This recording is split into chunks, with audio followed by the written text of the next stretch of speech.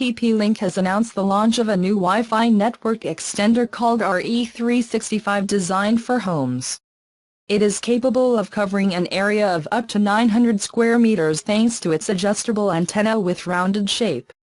It is equipped with the Wi-Fi AC protocol, can manage two bands simultaneously and providing a speed of 867 Mbps in the 5 GHz band and 300 Mbps in the 2.4 GHz over Wi-Fi N, which is a combined of 1200 Mbps.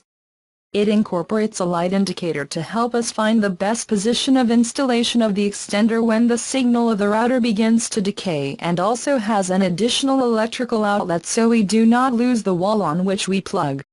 It has a large Wps button on the front side for fast pairing with the wireless network and a 100 Mbps Ethernet port on the side for connecting cable equipment.